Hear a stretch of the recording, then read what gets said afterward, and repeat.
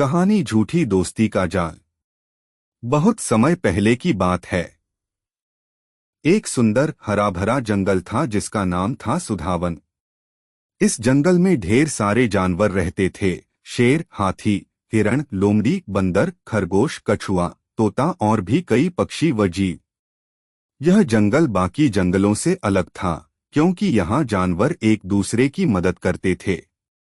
हर वर्ष बारिश के बाद सभी जानवर एक बड़ी जंगल सभा करते थे जहां नए दोस्त बनाए जाते, पुरानी बातें साझा होती और खुशियां बांटी जाती थीं। इसी सभा में इस साल एक नया जानवर शामिल हुआ, एक सुंदर लाल भूरी लोमड़ी जिसका नाम था झोमी। वह बाहर के जंगल से आई थी और बोली, मैं अकेली हूँ, मेरे जंगल में शिकारियों ने हमला कर दिया था। क्या मैं यहाँ रह सकती हूँ?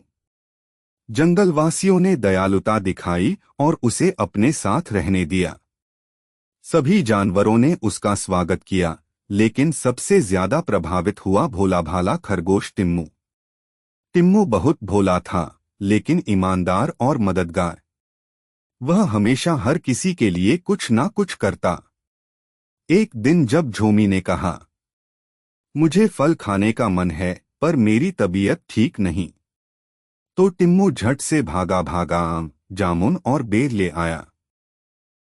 झोमी मीठी मीठी बातें करती, हंसती, गले लगती और कहती, तुम मेरे सबसे अच्छे दोस्त हो। धीरे धीरे टिम्मू उस पर बहुत भरोसा करने लगा। लेकिन झोमी अंदर से बहुत चालाक थी। वह सोचती, इस भोले खरगोश से तो मेरा हर काम निकल जाएगा। जब तक जरूरत है तब तक इसकी दोस्ती निभाऊंगी। झोमी हर दिन टिम्मू से कोई ना कोई काम करवाती, कभी गाजर लाना, कभी खोखल में घर सजाना, कभी किसी जानवर से अपनी शिकायत करवाना।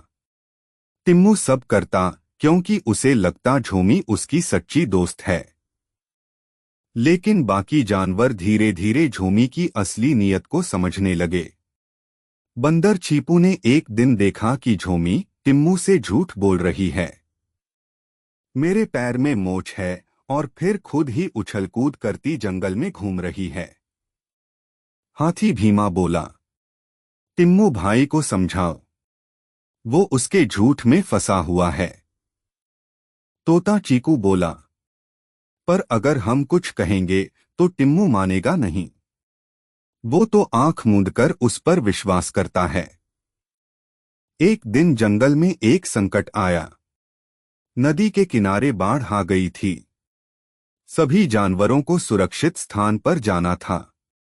टिम्मू की मां बीमार थी और उसे किसी की मदद चाहिए थी।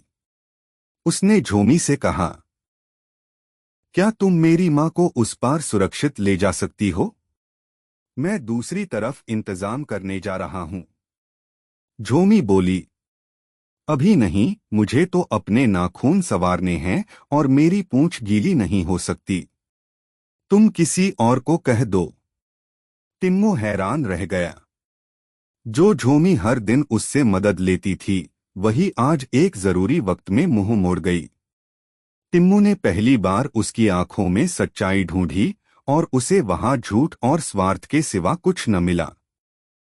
बाढ़ के बाद जब सभी जानवर सुरक्षित स्थान पर पहुंच गए तो विशेष जंगल सभा बुलाई गई। टिम्मू ने साहस करके सबके सामने अपनी बात रखी। मैंने आंख मूंदकर किसी पर भरोसा किया जिसने मेरी भावनाओं का फायदा उठाया।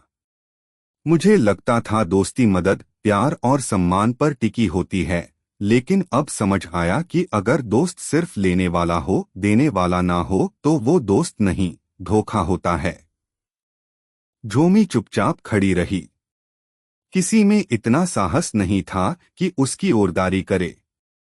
शेर राजा शौर्य सिंह बोले, झोमी, तुमने जंगल की परंपरा और दोस्ती का अपमान किया है। अगर तुम यहाँ रहना चाहो तो पहले माफी मांगनी होगी और खुद को बदलने का वचन देना होगा। मैंने गलती की। मुझे लगा मैं चालाकी से सब पालूंगी, पर आज समझ आया कि सच्ची दोस्ती सबसे बड़ी दौलत होती है। धीरे धीरे झोमी ने अपने व्यवहार को बदला।